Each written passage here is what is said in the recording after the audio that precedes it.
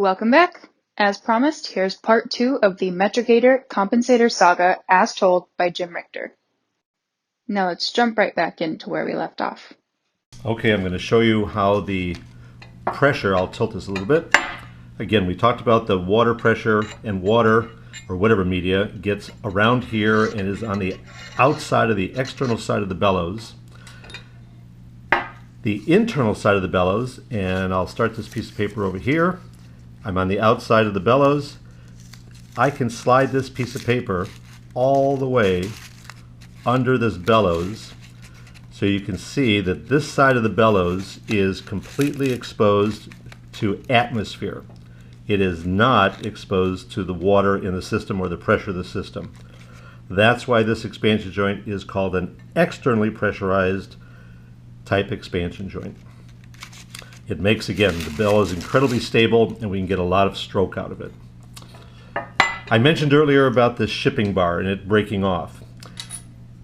This half here is the one that I have tack welded on.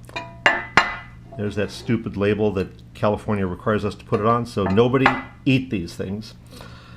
Here's the one where the shipping bar broke off, and this bellows, as we make it and we install it, is under some tension. So in this case, when the shipping bar broke off, this expansion joint, or this half of it, expanded a little bit. Here we have, this is designed for 2 inches of compression. When this thing jumped a little bit, we've used some of that compression up.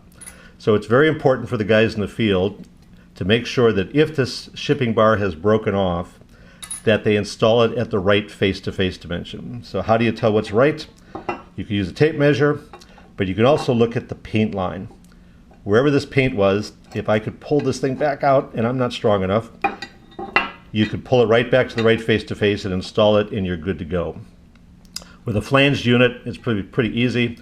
You can install one side of the flange and maybe get some longer bolts and use the nut to pull these things back out to the right face-to-face. If this breaks off, there's nothing wrong with the product. It just requires more detail in installation. Let me take a look over here. One other thing here, this bump. Hoping you can see the bump on the inside there.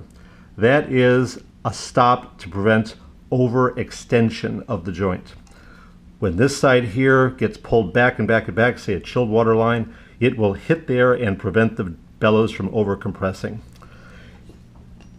If this thing is put in a line and you needed a 3-inch compensator or a 3-inch movement rather than 2-inch movement, and this thing keeps growing and growing and growing, the pipe does, this end is going to bottom out against this side and it will stop. Once it stops, then the pipe will start to buckle. You're not going to hurt the expansion joint. One other thing we talk about on these type of expansion joints, or all expansion joints, is proper guiding. What we're looking for is this traveling end to be going straight in and out of the expansion joint. If it's cocked like this, you're going to get some wear over here. You're going to get some noise, significant noise. If this is installed in the condo, a condo, and of course it's the president's of the condo's wall in his bedroom, it's going to be ticking all night as it expands and contracts. So we want this thing as straight as you can get it. We know you can't get it perfectly straight where it's balanced in between, but something close is what's needed. If this thing really starts to cock, that's when we run into trouble. So this is our externally pressurized expansion joint. One other interesting thing to take a look at, this is the flanged one. We weld the ID of the flange, the OD of the flange, and we always get this little void in here. That is perfectly acceptable with ASME code. For most joints, there are some very high pressure, sophisticated applications where a tap has to be put in here to vent that little airspace. In our HVAC applications, nobody cares. It's insignificant as far as being a little void in there. This is a deep dive into the internals of a compensator or the externally pressurized expansion joint. Again, the Metragator or our HP series compensator. We truly appreciate your business. Wash your hands and stay healthy. Thank you.